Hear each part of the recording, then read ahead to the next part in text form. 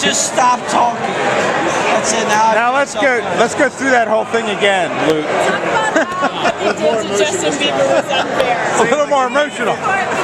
Can you be a little more passionate, please? Justin Bieber get robbed. Yes. Talk about Justin Bieber. I didn't say he got robbed. I said it was fucked up what they did to him. Because they build it up, and he's just a child. He's just a kid.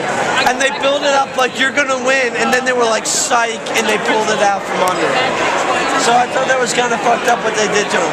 But like, you know, he's crying all the way to the bank. The kid's made millions of dollars. Plus he's also 15. He's going to have another chance to win another one. You wish that you were Justin Bieber and you had his money.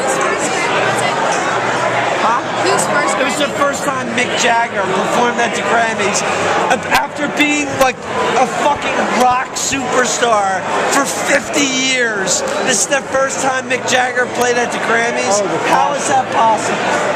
How is that possible? He won for the first time. He said he won for the first time. Yeah, well, no, he didn't win because he wasn't nominated for anything last So time. Luke, why were you so surprised that the Grammys were so good?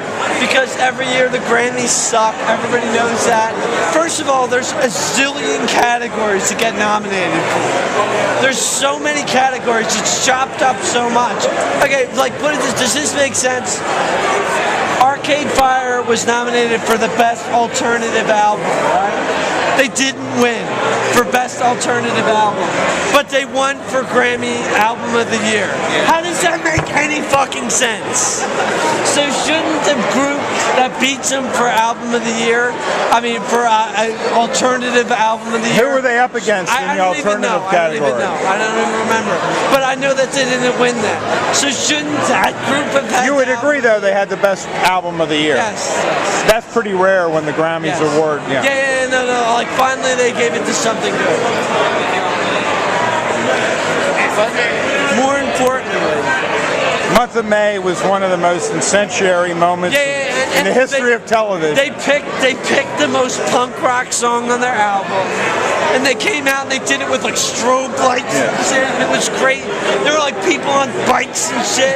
It was crazy, and it was like this is the most obnoxiously rock and roll moment. Now tell me again what the Twitter people, what Twitter did. Rosie O'Donnell said. There was this outrage across the Twitter sphere. Is that what they call it? The Twitter sphere. The tweets. Everyone's like, who the fuck are Arcade Fire? Eminem was robbed, dog. Yo, his joint was crazy. And fucking Lady Gaga, Rosie O'Donnell joined in the outrage. And who else? Everybody's like, who the fuck are the Suburbs? How could they win over Eminem? So yeah. Your final thoughts on the whole evening, Luke? I thought it was pretty cool.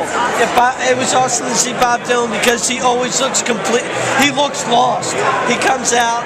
He almost tripped over a bass. He walks around. He's like, shit, where the fuck am I? You know what I mean? And then he comes out and he's like, I ain't gonna work on it. His voice is shredded to shit. It sounds like he smoked 50 cigarettes beforehand. It was awesome. It was awesome. Thank you.